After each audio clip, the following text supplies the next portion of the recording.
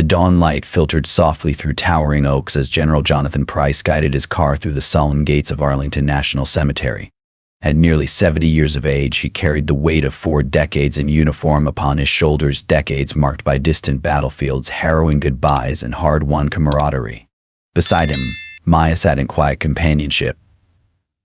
Though barely in her mid-30s, she had borne witness to the same storms of memory, offering steady presence where words were insufficient. No trumpets sounded. No honor guard emerged to greet them. Instead, the world fell away to reveal row upon row of immaculate white headstones, each a silent sentinel to sacrifice and service. The gravel under the tires crunched with every measured turn, as if the earth itself murmured respect for lives laid down in foreign sands and distant skirmishes. Price's gaze remained fixed straight ahead. Here, amid this endless expanse of stone and grass, he sought only one name: Thomas Reed. His oldest friend and comrade, whose laughter had once echoed in vice-grip foxholes, and whose promise, if we make it to 70, I'll call you old man instead of commander, had carried them through nightmares. Today, that pledge found its final resting place beneath a simple, laser-etched slab. Maya watched Price's lined features soften. She understood that this pilgrimage was neither show nor spectacle but an act of reverence. His crisp dress uniform, retired now, yet still fitting him with quiet dignity, caught the first rays of morning, its medals and ribbons muted reminders of valor and loss. He parked beside a low stone bench, its granite surface cool to the touch, and turned off the engine. The world held its breath. They stepped out together, footsteps muted against the dew-damp grass. A gentle breeze stirred the flag atop the central memorial, causing it to dip and rise in an unhurried cadence. Price adjusted the collar of his coat, then straightened the white gloves that had once been so bright, now faintly stained at the seams. Maya fell back a pace, granting him space to draw nearer to the grave of the man who had never faltered. As he approached the headstone, Price paused. No trumpet call, no spotlight, only the whisper of wind and the distant hum of the nation awakening. He studied the name etched into marble, recalling Reed's wry smile and unwavering resolve. With deliberate calm, he removed his cap and placed it at his feet, then leaned forward to touch the cold stone, as if to bridge the gulf between the living and the honored dead. Maya stood sentinel, her hand resting lightly on his shoulder once, then releasing. There would be time later for words, for private acknowledgement of grief. For now, silence was the truest kind of tribute. In this hallowed place where every fallen soldier lay equal, Jonathan Price, soldier, friend, survivor, paid his final respects not with ceremony, but with a simple act of remembrance. At the perimeter of the ceremony grounds, Sergeant Gregory Shaw stood with his security detail, his salt and pepper hair catching the morning light as he leaned casually against a wrought iron fence. At 50 years old, Shaw had seen it all: crowd control at state funerals, dignitary visits, and high-profile memorials, but today he was engrossed in a heated debate about last night's football match. Laughter rippled through the group as they replayed every controversial call. Then, subtle but unmistakable, Shaw's attention shifted. His gaze drifted across the lawn to a man in immaculate dress blues, an officer's cap gleaming, medals arranged with precise symmetry. General Jonathan Price. As Price approached the rows of headstones, some in the security team offered polite nods. Shaw offered none. Instead, he surveyed Price's decorations before letting his eyes trail over his skin. Something about the dignified stillness, the unfamiliar face among honored guests, prickled his instincts. Without a word, Shaw alerted his partner through a slight tilt of his chin, an unspoken directive to monitor this unidentified subject. In that charged moment, the camaraderie over football was replaced by keen observation. Price's arrival, Shaw decided, warranted closer scrutiny. And so began the watch. As Lieutenant Colonel Reed's flag-draped coffin was borne slowly past the honor guard, a hush fell over Arlington's emerald expanse. The crisp snap of the national colors in the breeze seemed to echo a solemn drumbeat, guiding every folded footstep. General Price, standing at attention beneath the oak's shade, lifted his hand to his chest in precise salute, white-gloved, fingers tracing the graceful curve of duty. Around him, veterans and active duty officers bowed their heads, eyes misting at the weight of sacrifice. Then, in a heartbeat that shattered the ceremony's reverence, Sergeant Shaw stepped forward. His lips curled in a snarl as he drew his service pistol from its holster. The weapon's dull shine caught the sunlight in a cruel flash. With a shout that cracked like a thunderclap freeze. Hands down, he leveled the gun squarely at Price's chest. Shock reverberated through the crowd. 100 pairs of eyes snapped upward, some wide with disbelief, others narrowing in guarded confusion. A retired colonel nearly dropped his folded flag. A young private stumbled backward, hand reflexively reaching for his holster. The hush collapsed into stunned silence, broken only by the pallid echo of Shaw's command. Price did not flinch. His salute remained unwavering, the salute of a soldier who had stared down twice his share of danger. His gaze, steady and unbowed, met Shaw's through the barrel of the gun. In that charged moment, the mournful ceremony transformed into a tableau of raw injustice. A black 4-star general, emblem of unity and valor, now treated as an intruder on hallowed ground. Murmurs rose, then fell into awed stillness. The crowd, once bound by shared grief, now recoiled at a sight none could have imagined. An act of brazen overreach committed amid the ghosts of heroes past. Whispers rippled like wind through tombstones. Why? Who does he think he is? Yet no one dared move forward. For that suspended moment, time itself seemed to hold its breath. Arlington, long a place of equal rest, had become the stage for a confrontation that cut deeper than any protocol breach. As Price stood firm, the true weight of Shaw's betrayal hung heavy in the air, visible in every frozen figure and every disbelief-etched face. And in that echoing silence, the first tremors of outrage began to stir. As Sergeant Shaw's weapon trembled in his outstretched hand, an electric tension crackled through the ranks of uniformed observers. What had begun as a solemn farewell to Lieutenant Colonel Reed now threatened to unravel the very fabric of military camaraderie. At that moment, voices rose against injustice, piercing the stunned silence. First among them was Captain Rachel Caldwell, a decorated company commander whose steady leadership in previous combat deployments had earned her the respect of peers and subordinates alike. Caldwell, 45, with 2 decades of service and a reputation for fairness, stepped forward, her crisp white cap perfectly aligned, even in outrage. "That man is General Jonathan Price," she called, voice ringing clear over the hushed crowd. "He is here to honor a fallen comrade. Lower your weapon, Sergeant, and stand down." Her words carried the weight of authority and principle, leaving no room for doubt. Around her, other soldiers, veterans of tours in Kabul and peacekeeping missions in the Balkans, began to murmur assent. A young corporal echoed Caldwell's demand, "Show your orders. Show us your authority." Even those with decades of routine duty felt a surge of indignation. A ripple of hands reached instinctively for holsters, then paused, men and women realizing that loyalty to procedure meant nothing when pitted against the disgrace of a superior's unwarranted aggression. But not every voice sided with Price. From the periphery, Lieutenant Clark, 32, recently promoted and Shaw's fellow security officer, stepped into view. His face was pale, jaw tight. "I saw no threat," he admitted, tone edged with unease. He didn't move a muscle. He trailed off, swallowing as he met Price's unflinching gaze. I acted on instinct. Maybe that instinct was wrong." His admission hung in the air, a raw confession of bias, unfiltered and unsettling in its candor. Suddenly, the line between ceremony and crisis dissolved. Soldiers who had stood rigid in formation now exchanged glances charged with shared outrage. The initial shock gave way to solidarity, a collective insistence that honor must shield those who earned it, regardless of race or rank. Captain Caldwell's challenge was answered by dozens of salutes redirected from the flag to Price himself, an unspoken declaration that justice would not be held at gunpoint. In that instant, the community reclaimed its ceremony, not through order but through conscience. And as Shaw hesitated, surrounded by the reproach of those he should have protected, the power of unity shone brighter than any salute. Within hours, a grainy but unmistakable video of Sergeant Shaw's outburst at Arlington cascaded across military forums and social media platforms. By lunchtime, the hashtag General Under Threat was trending not only among veteran groups on Facebook and Reddit, but even on official Defense Department channels. Active duty soldiers shared it in encrypted chat rooms. Retired officers reposted it on LinkedIn with solemn commentary.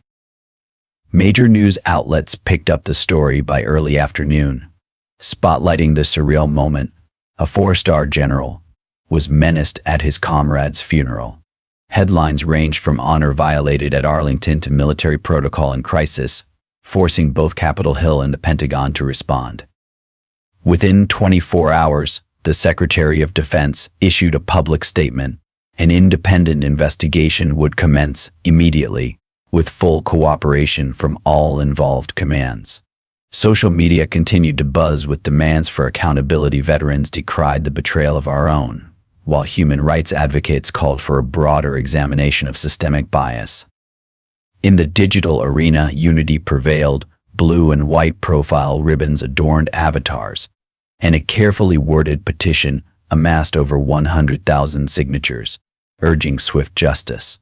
The online uproar had transformed a single act of prejudice into a national reckoning, and the world was watching every development. Within 48 hours of the social media maelstrom, Sergeant Gregory Shaw was summoned to an emergency hearing at Fort Myer. Stripped of his dress blues and without escort, he entered in a plain civilian suit, flanked only by 2 court marshals. The austere conference room held a panel of 5, a Department of Defense representative, 2 senior military attorneys, a brigadier general, and a civilian overseer from Congress.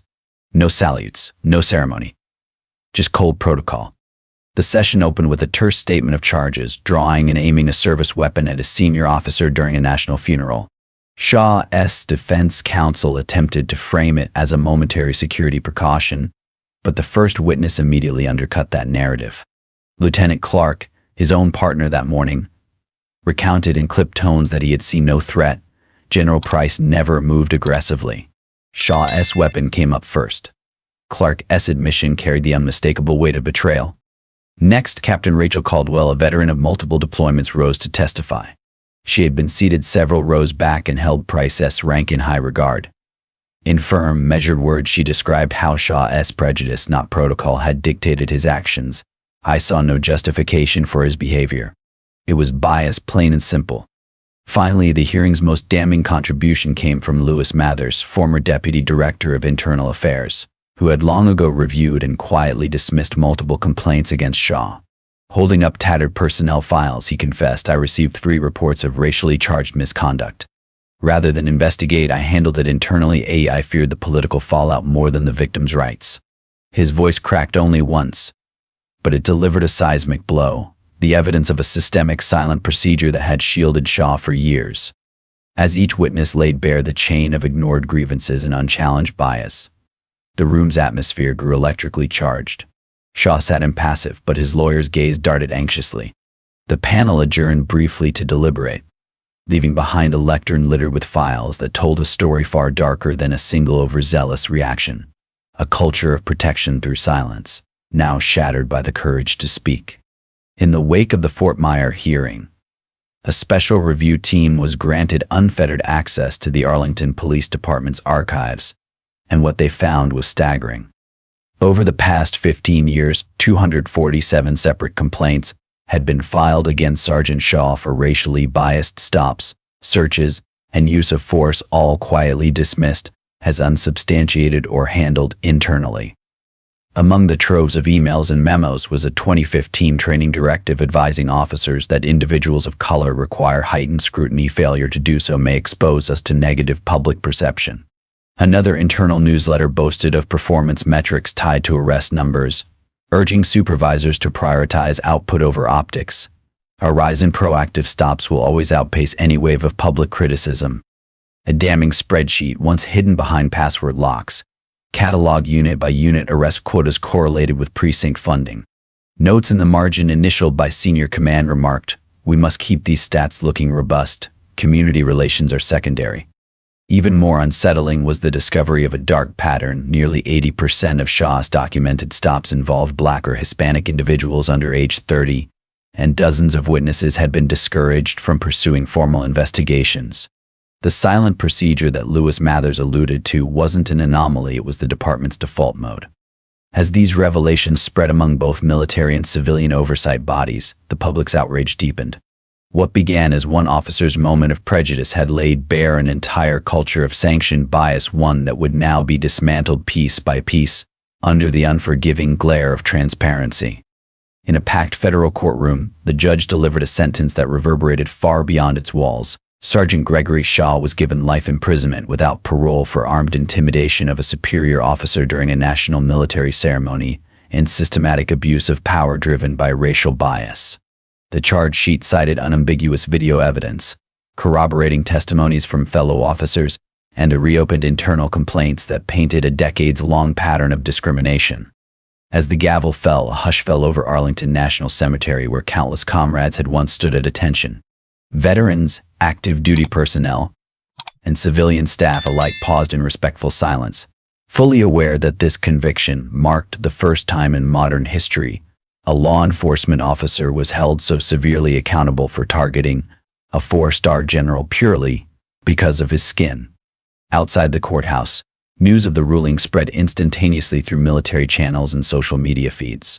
Justice for Price trended globally, military forums buzzed with analysis, and high-ranking Pentagon officials issued statements affirming that no uniform or rank exempts one from equal protection under the law.